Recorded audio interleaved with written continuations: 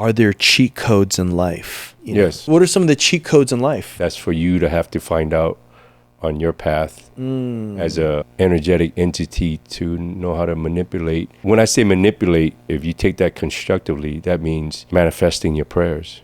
If you know how to manifest your prayers and your thoughts and your vision, you're manipulating energy.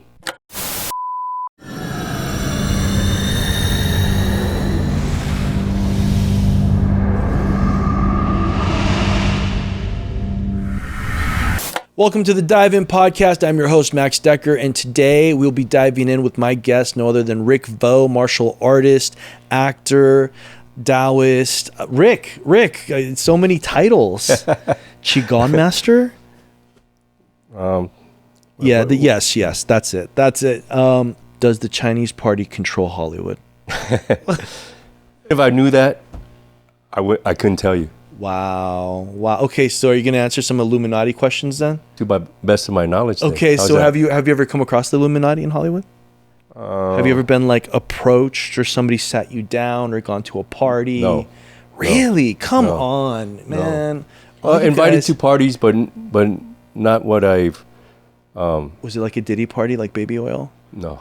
No, it wasn't that? Would you want to go to that party? I don't think so.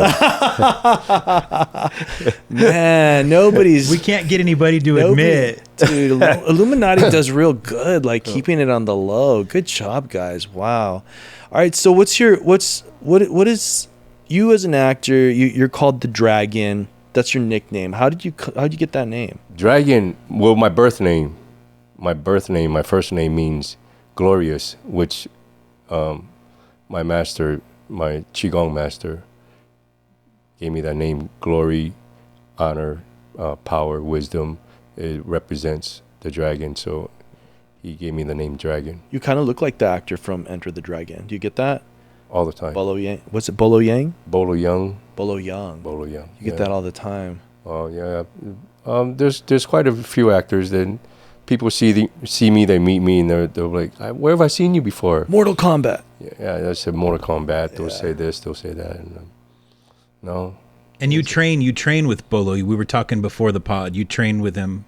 I train at Gold's Gym in Venice, where he used to train. You're an OG at the Venice gym. Like, people know you. I've been going to that gym for 30 years. Because you were a bodybuilder back in the day? Back in the day, yes. Wow. Yes. How many years ago? Over 30 years. What's your PR on bench? 4 something. 4 something? Come on. Yeah. What about your squat?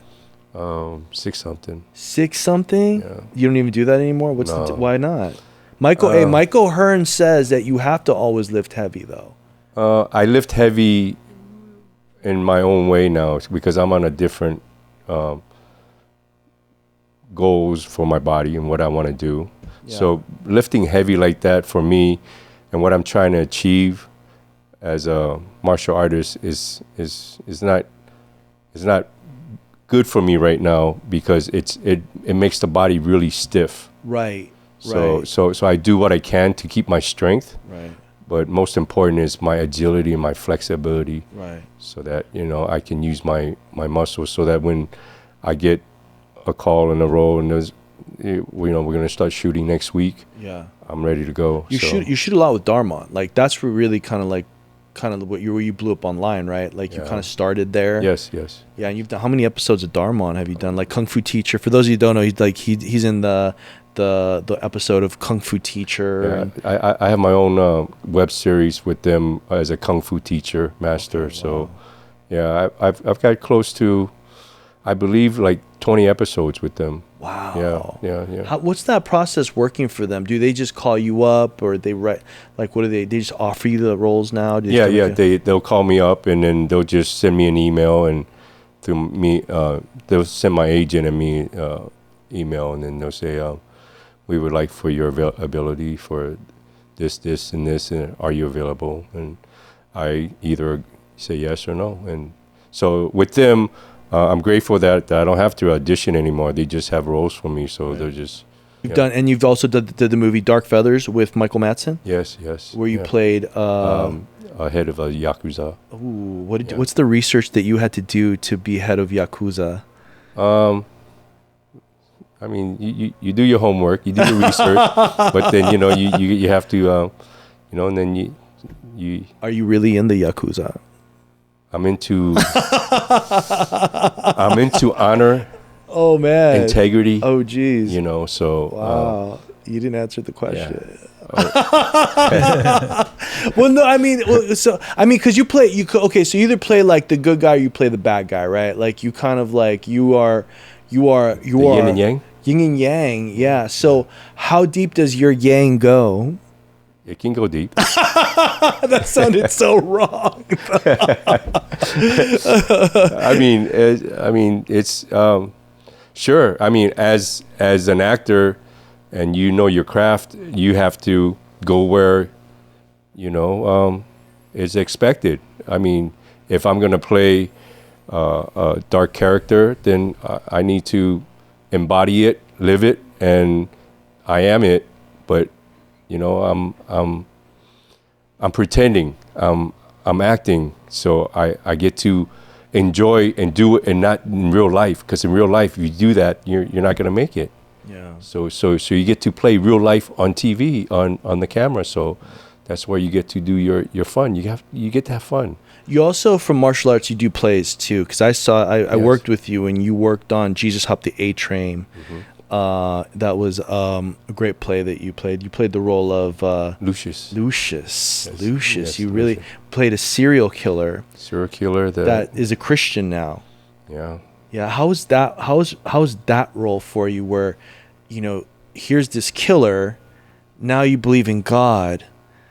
Do you think there's going to be a here and after for Lucius? Sure. I mean, you, and then you apply it to your own life, and you go, because I'm sure that everybody has their ups and their downs. There's, their shadow and their light. So you get to embody that and embrace it instead of hiding from it.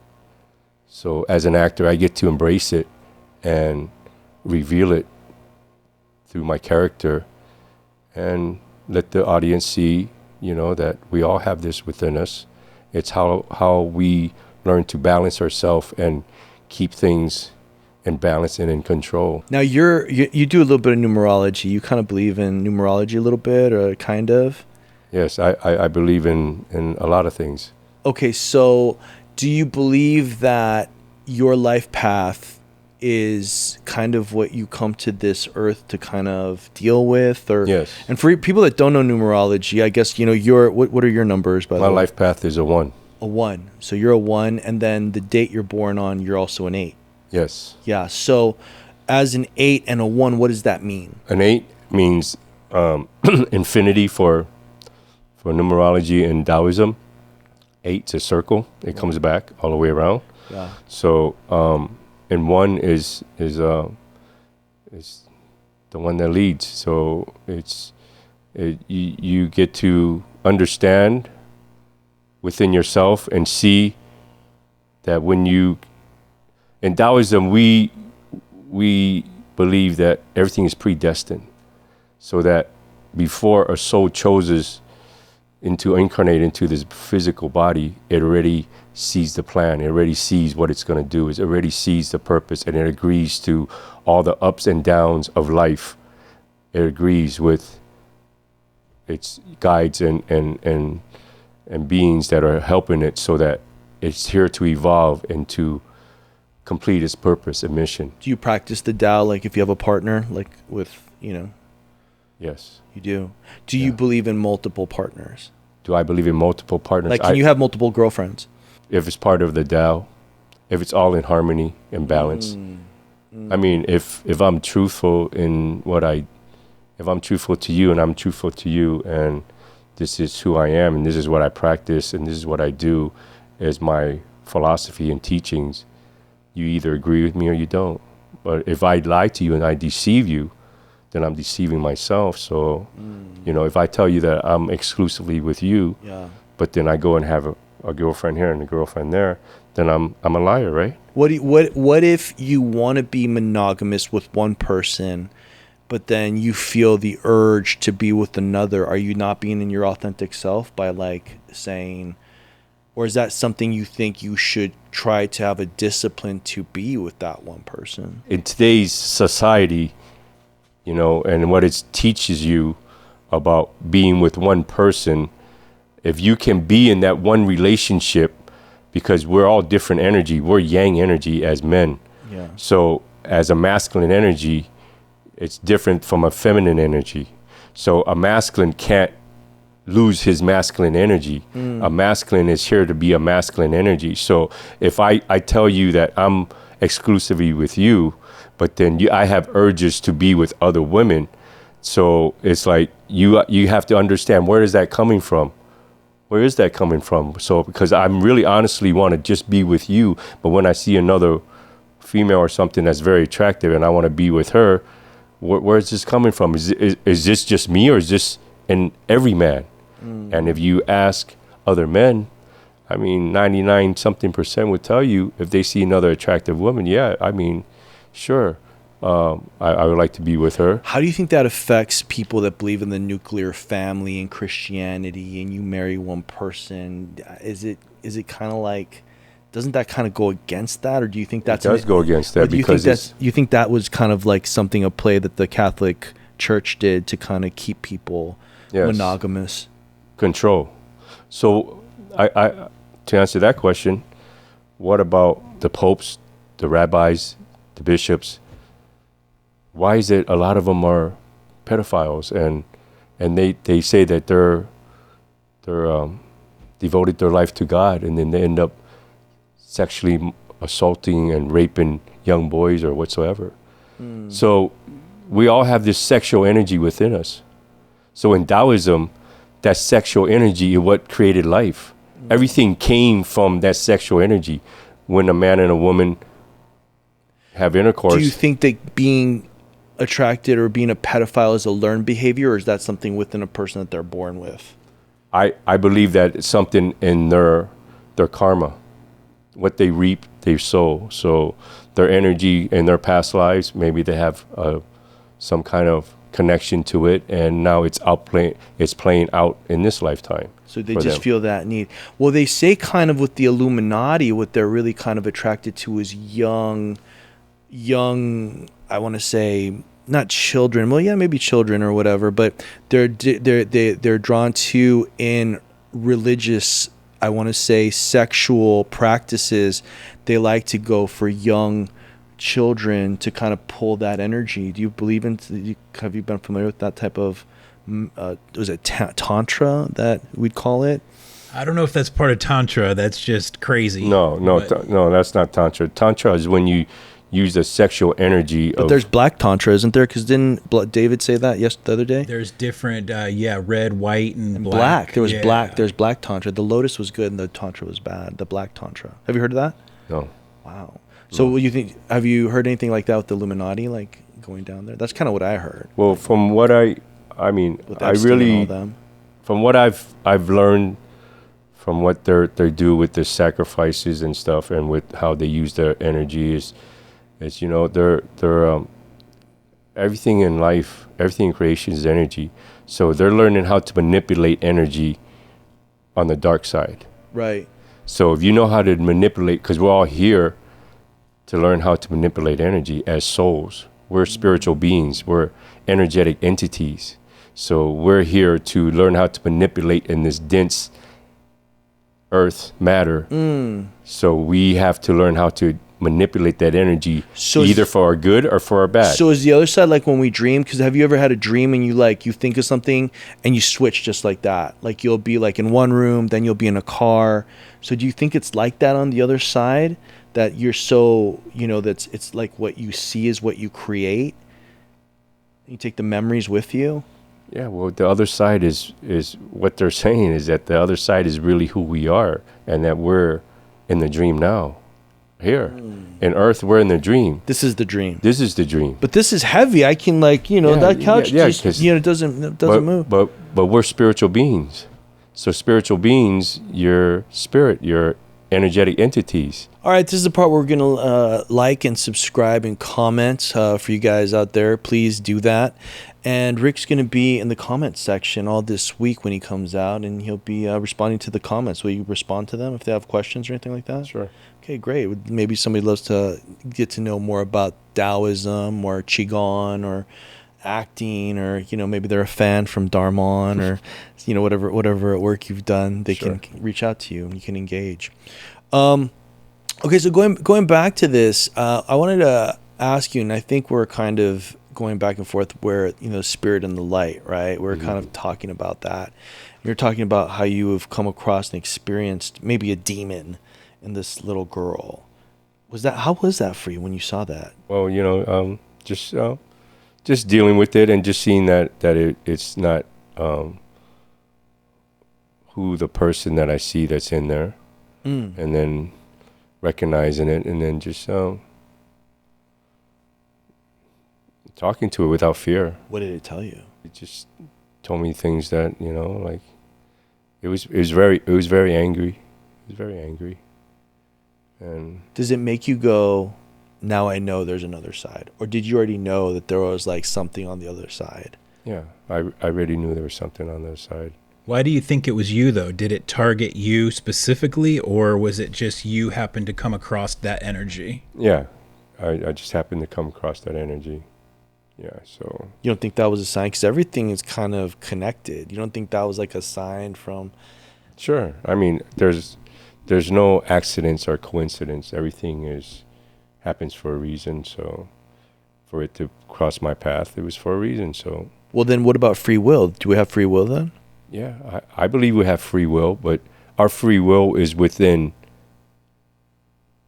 what we agreed upon. It's upon the numerology that we're given coming that we in. agreed upon, right? So basically, do we really have free will? Because if we do have free will, it already knows and understands that the free will choice that we already made. Yeah. So is that really free will? Well, it's kind of like a video game then, isn't it? Yeah. Because like you're in the game and you have a certain amount of abilities and, maybe even weapons, whatever game you're playing, who knows, but you're given like a certain amount of talent, knowledge, whatever. Like in Grand Theft Auto, first you're running around punching people to get a gun, right? So, and it only allows you to do certain things. So how's this? Are there cheat codes in life? Just like a game, just like, Yes, I believe there is. Ooh, what are some of the cheat codes in life? That's for you to have to find out on your path as a energetic entity, to know how to manipulate and know how to. When I say manipulate, see, if you take that constructively, that means manifesting your prayers. So if you know how to manifest your prayers and your thoughts and your vision, you're manipulating energy. I'm a Feng Shui apprentice. Some people don't know that, but I am. I'm actually an apprentice. Jennifer Bonito is my Feng Shui master. And I'm hardcore. And you know this about me. Mm-hmm. I don't just live anywhere. I just don't go anywhere. I live in a certain direction that's applied to my gua. Mm-hmm. Do you kind of believe the same thing with like Feng Shui as a manipulation of energy? Of course. If you practice Feng Shui, then you know that you're manipulating energy because you're understanding how energy works. Well, I mean, I know what I'm doing, but is that a form of alchemy? Say that? Is that a form of alchemy? Yes, it is. It's so funny because when I came across it, I was working this job as at a place.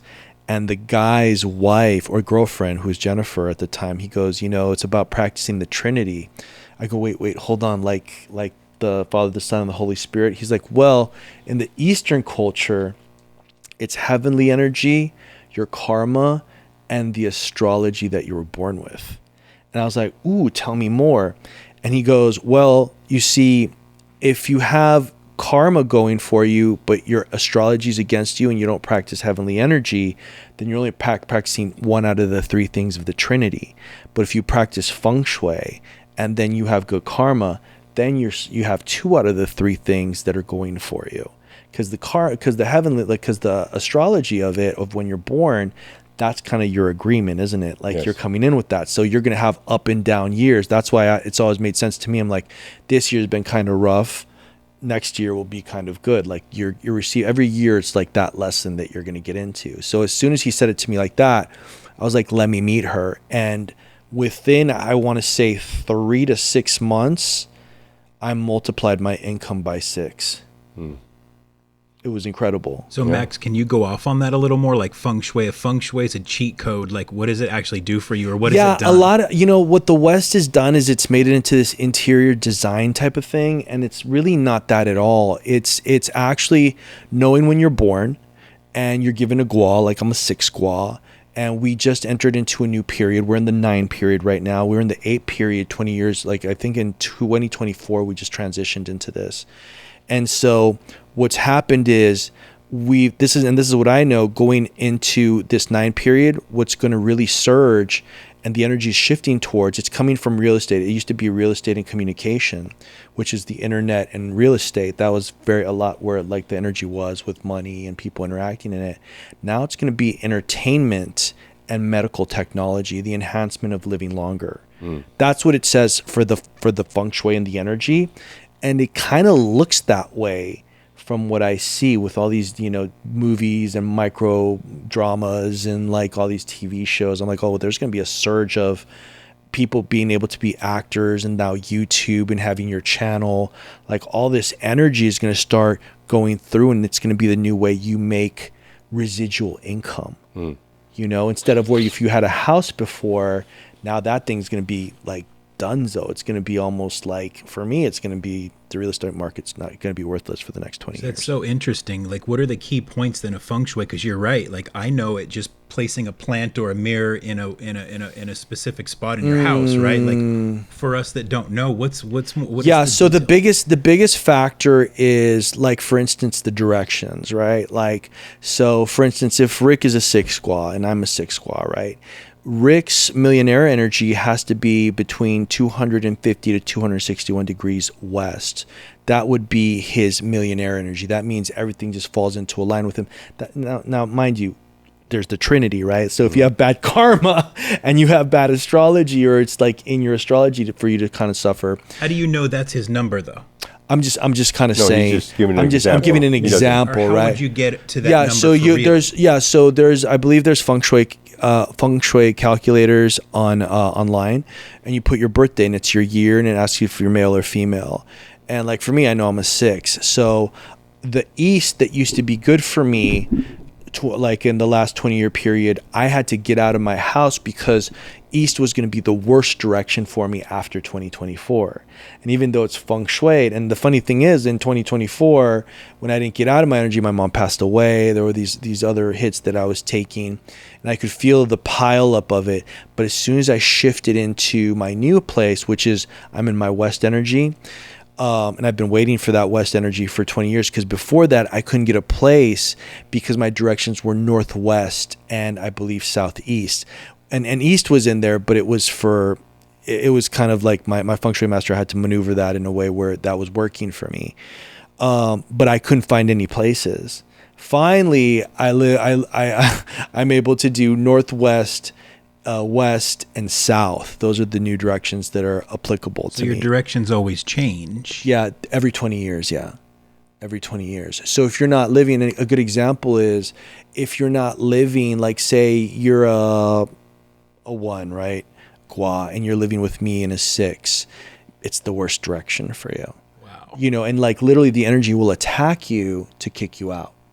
So you'll be like, man, I just can't catch a break. This isn't going for me, blah, blah, blah, blah. And so what happens is the energy is telling you where you're staying. It's not working for you. But you also have to do other things in the house. Like you have to sleep in a certain direction. You have to face a certain direction. When you're in there, you have to eat a certain direction. Your kitchen has to be in a certain place, like the burners, the bathrooms. Like the bathrooms can cause illness. Like if you have, like, for instance, I couldn't move into this one house because the bathroom was directly like a little away from the front door, and that created health issues for me. Yeah, but then you have to activate the water energy, and once you activate the water fountain, like I have a water fountain. When you walk into my house, I've got like up close to a 6-foot water fountain. When you walk into the left side of the house, the door, and what that does is it activates in 3 to 6 months the whole energy in the house. And so what that does is it creates a protection, a luck, and, you know, it increases all types of fortune. And the funny part, people always think money is just one type of fortune, but it's actually children, having children. That's part of money energy. A relationship, who you want to be with, is part of that abundance energy.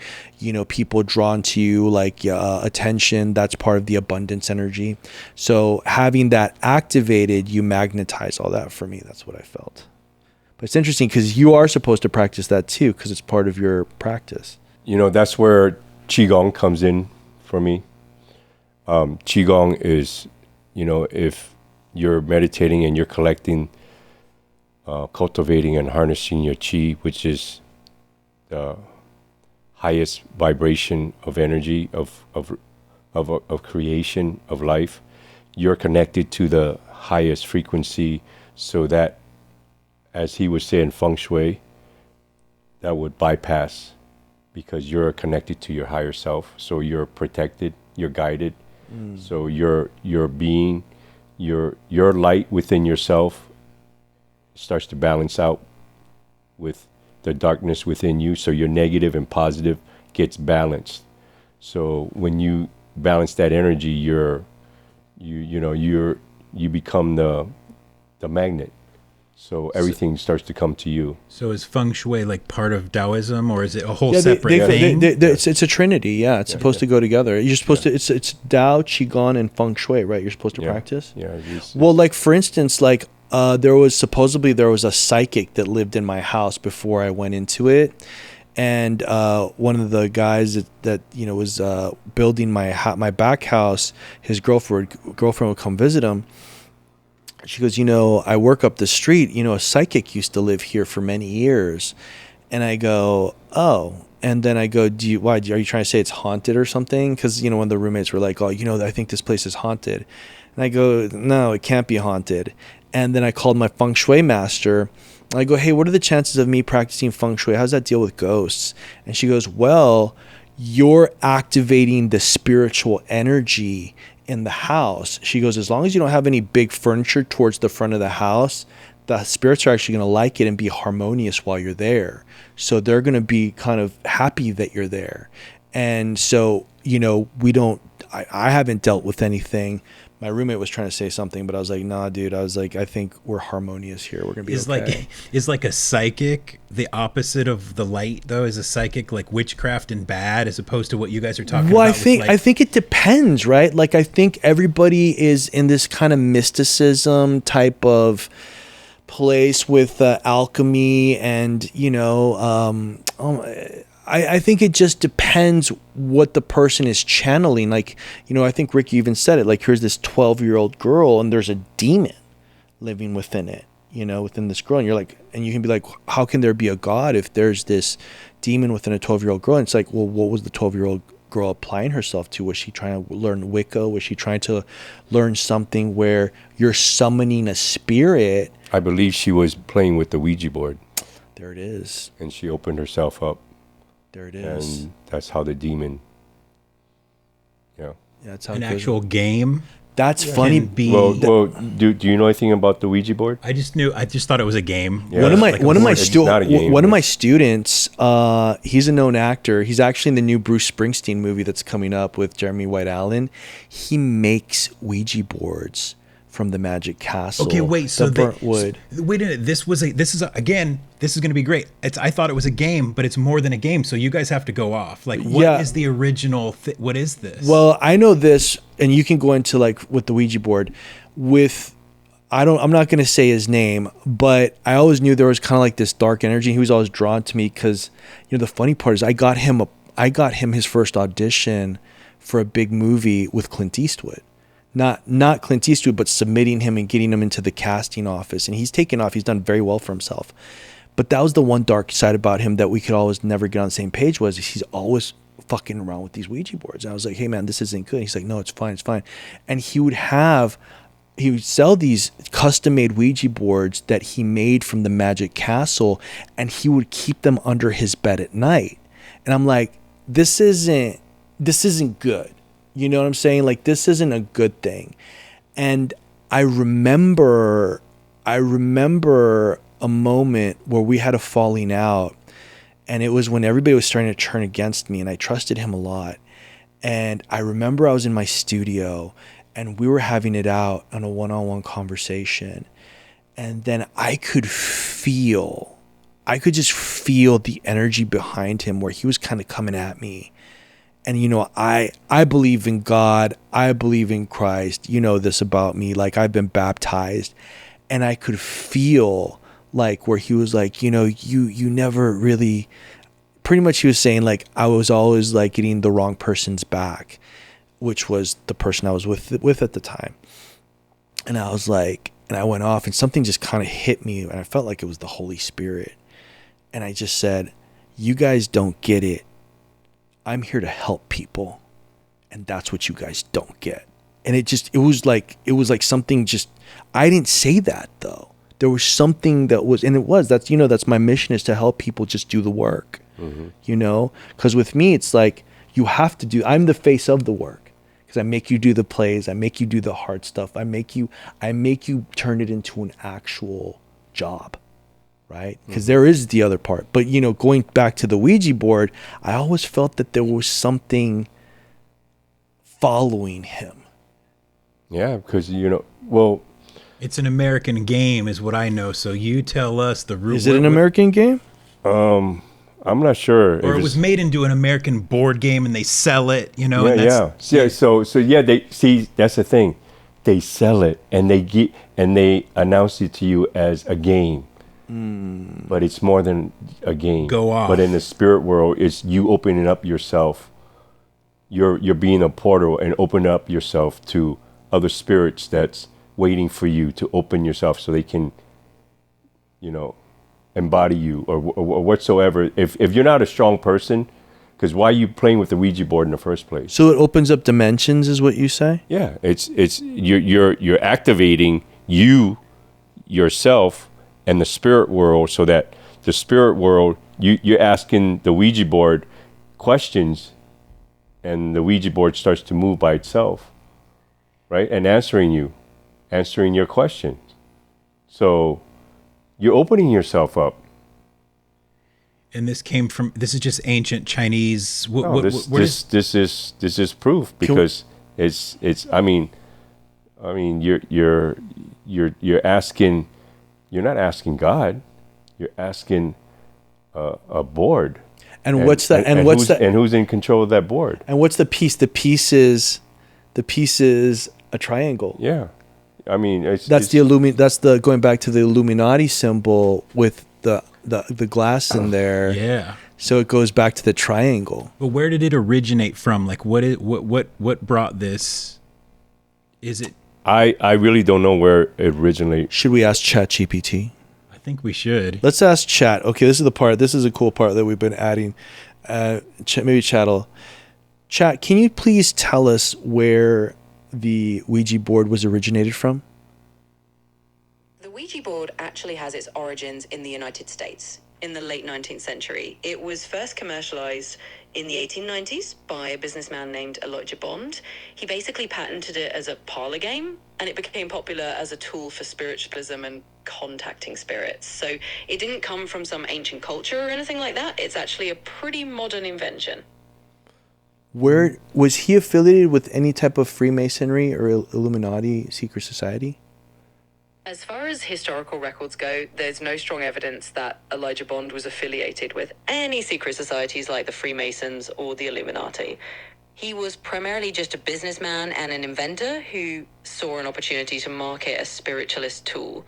So as intriguing as it sounds, there's no known secret society connection there. See, that's where I think like it's a novelty then. And so where's the connection between this actually really happens and it being a novelty game? Well, that's exactly the greatest, cloak, isn't it? like it's just a game. Yeah. Imagine if checkers was more powerful than the Ouija board, though. Like, can you be like, got possessed by some checkers? So then, but you've come across that. But I mean, you came across that energy, and she was like messing around with Ouija boards. I mean, listen. I mean, I guess you're contacting something. You're imagining, believing something. You're contacting spirits, and now just say that the spirits that's around you or whoever is not a pleasant spirit. Say that spirit is controlled by more of its dark side. But so Ouija board aside, what type of practice is contacting spirits? Is there a specific practice? Is that there's Wiccas, right? There's the Wiccan. There's so many. I mean, there's so many. People practice. I mean, how do you summon up I guess we don't want to do that. Yeah, I mean, that's playing with dark magic. Yeah. Right? What about witches? What about witches and Wiccan? Culture, and does that kind of go against the Tao, or is there such things? I think it has to do with labels. Tarot cards. I think back in the days, people that were, if you're spiritually gifted, you're gonna know within yourself. If you're spiritually gifted. So you believe that people do see spirits? Like there's some people. Sure. I mean, what is that? Clairvoyance. Yeah, that's clairvoyance. There's clairaudience, and there's what else? When you can hear, see, smell. The fun part about Feng Shui and practicing that, one thing that you are is like kind of like with what you practice with Qigong, like you're spiritually protected. That's what my Feng Shui master said. So if anybody does magic onto you, that magic that they send to you goes back to them. See, but here's the thing too. Magic is a lot of times associated with being bad though, right? But magic, it all comes from a higher source in a good place, right? And the bad people use it for bad, right? Like It can all be used for good, no? Well, I mean, I think that was kind of like what they were doing with like on Epstein Island, right? Like to get deeper with it. I mean, they weren't just, molesting these young girls. They weren't just being pedophiles. They were doing sexual rituals. I mean, this was Alex Jones was saying this, that they were doing sexual rituals on these girls and young boys, and they were like bringing them over there so they could pull their energy and almost like vampires work off of them. Now, going back to like witches, I mean, that's the thing that they said about Charlie Kirk too. Did you hear about this? Is that there was somebody that paid a witch to do a curse on Charlie Kirk to hurt him, and like the next day he got killed. I did not hear that.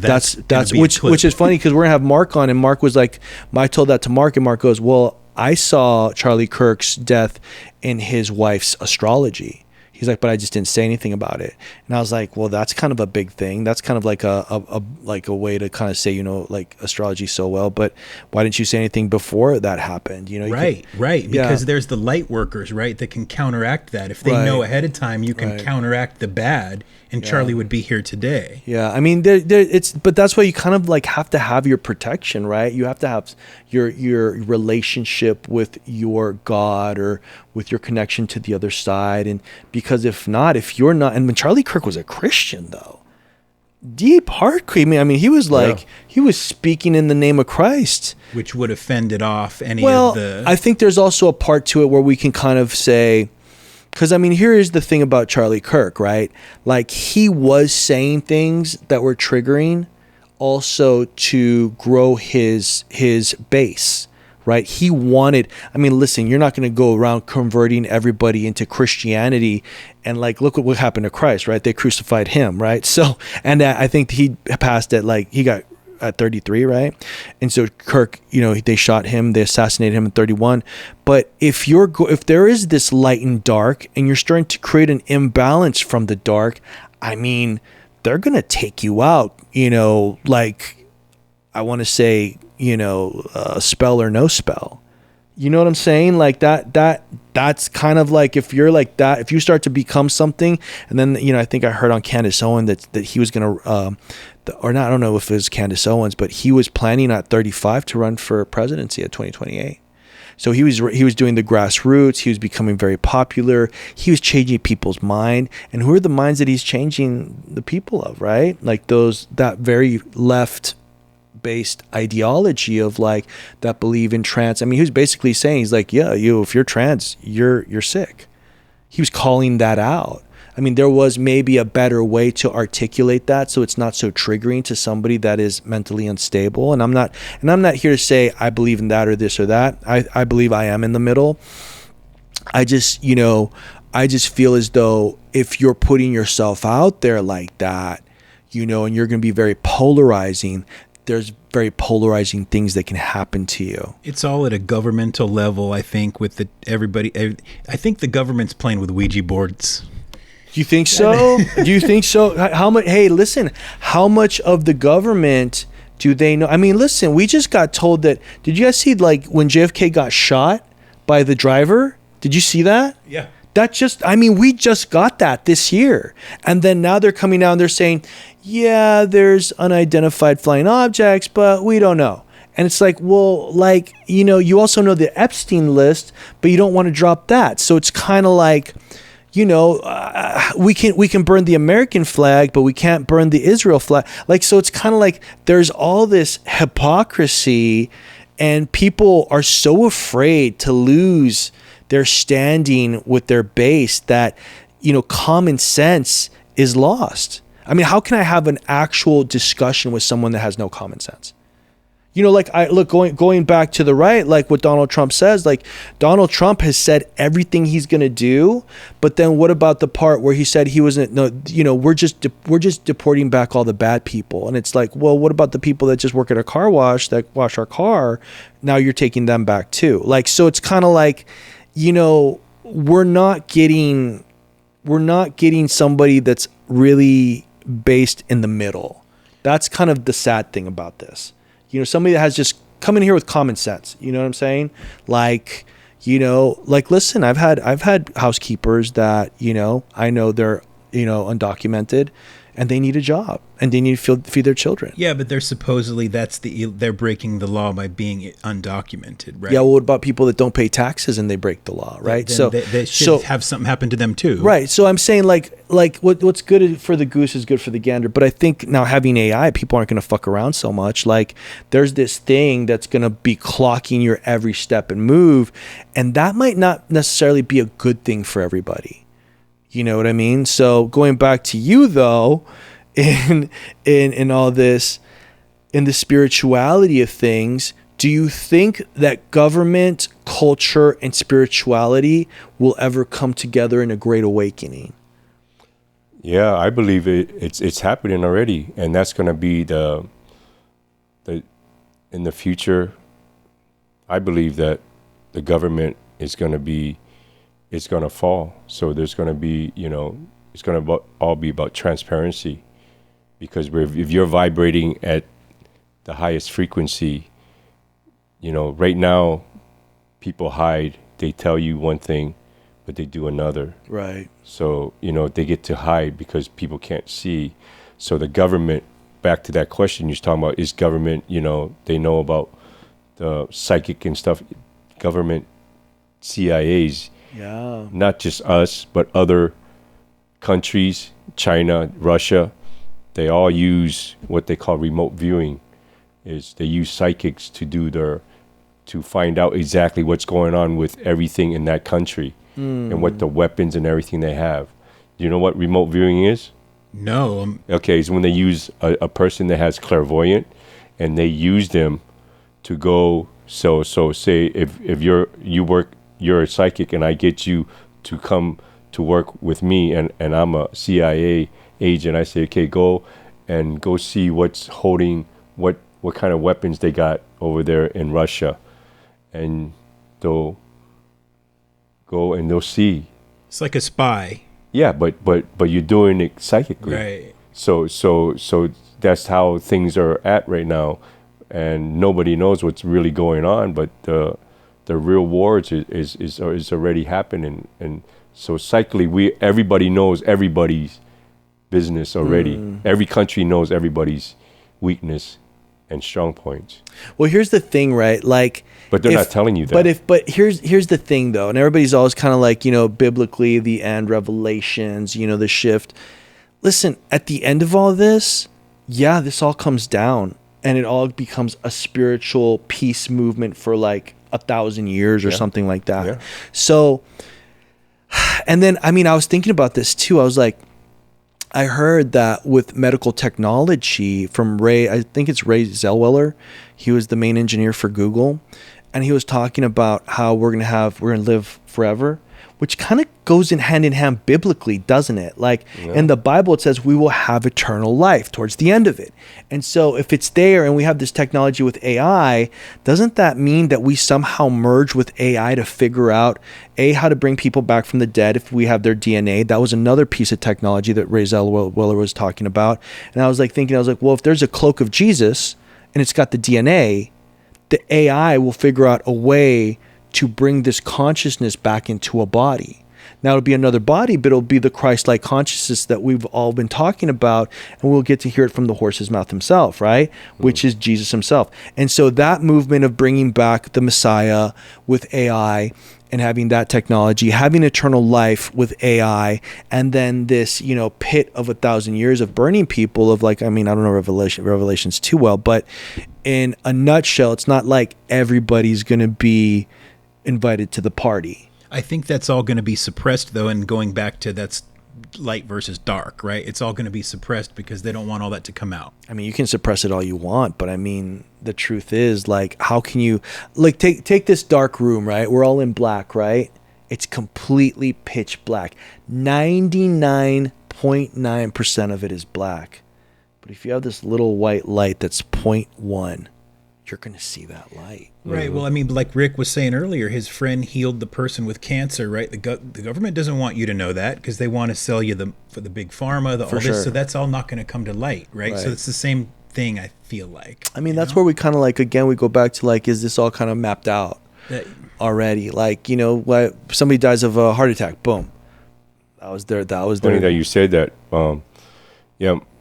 At first, my master would say that, on his brochures that, and that you could do that, heal cancer, and then later on he had to change it. He couldn't say it. So what does that tell you? So that's wild. Do you have his story? Does he know? Did he tell you why? He's got a documentary on Netflix. His master does, and he explains why. And like is it? He doesn't explain why. It's just can you get into any of that? Well, it's just it's. What's the documentary on Netflix? What's it called? Master. Yeah, it's Master. It's on a Prime Video, I believe. Yeah, it's just. Yeah, I can give you a lot of information about that. So it's just it's another that's a whole other podcast. But you're not afraid. Okay, but you're not afraid. But yet it feels as though there's these powers to be that could move you aside if you give out too much information. No, it's just for myself, I'm not afraid, but like I just don't talk about things that's unnecessary for me. So why put, just like you say about Charlie Kirk? Why would I want to say something and target myself so that people can start looking at me and start saying, hey, he's the one that said this. Like why put a bullseye on your back? Yeah, why? Well, for what? For me, I'd rather just stay to myself and keep my comments to myself. But when you say that the truth is polarizing and people are drawn to it? Yes, sometimes the truth don't have to be said. It just can be seen and it can be felt. So you just keep being your authentic self.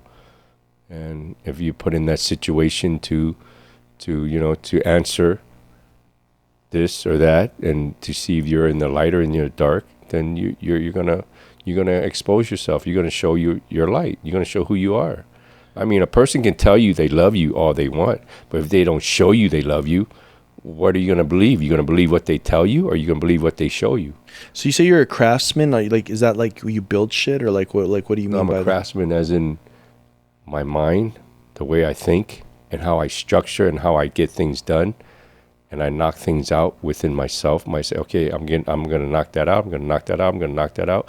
So I have structure within my own way how I organize my thought process and how I manifest things and get them done. So yes, I've been a craftsman for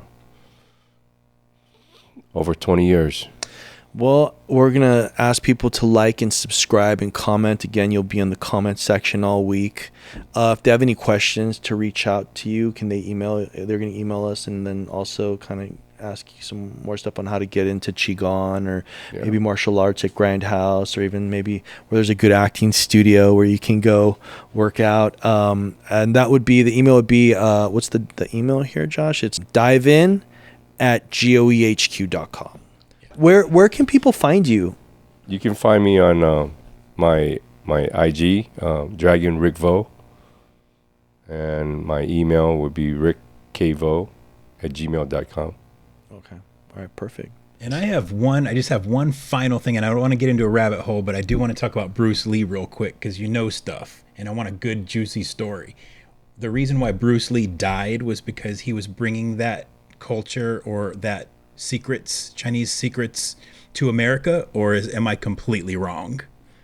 Well, that's one of the theories. No one ever wanted that to happen, right? And I mean, there's so many theories.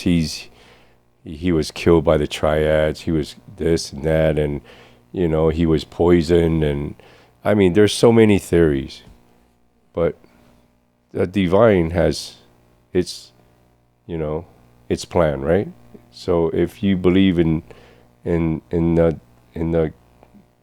grand scale of the big plan, then you know that everything works out for the greater good.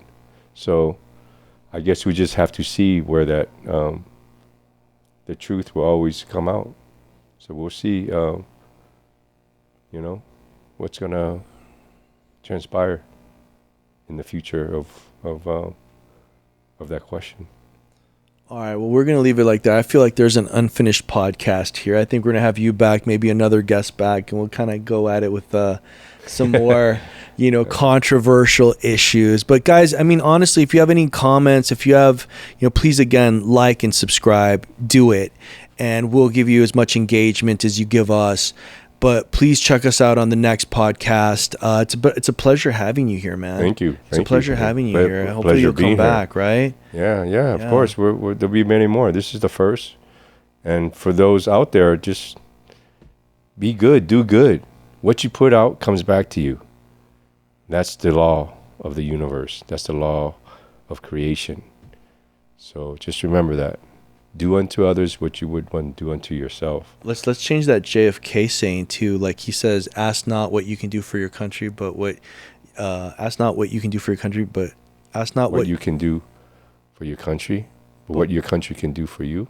Not what your country can do for you, but what you can do for your country. Okay, yeah. So ask not how somebody else can do for you. Ask what you can do for another person. Sure.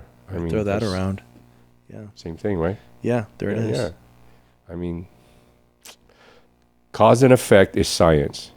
Eastern philosophy is karma. Western philosophy is reaping and sowing. God's is the reflection of what we put out. So if whatever we put out, the universe, God, whatever you want to label it, will reflect you, that mirror right back to you. So once you understand how that works, you're not going to want to do bad, because what you're really doing is you're just doing it to yourself, and it comes back. It always comes back. It always finds you. You can't escape it, because everything's energy. All right. Well, thank you. We'll leave it with that. Thank you again for coming on. We'll run it back. Looks like a couple more times. Sure. And guys, tell us what you didn't like, what you did like. Go ahead and comment that. We'll definitely engage with that. And we'll see you until next time. Thank you for checking us out on the Dive In podcast. Now we'll be diving out. Oh, hey, you guys are gonna bring in a lot of martial arts masters that's in the future, and we're gonna sit here and we're gonna talk about a lot of things. I love it. Let's do it. Let's dive in. Thank you guys again. Signing off. Thank you so much. Aloha.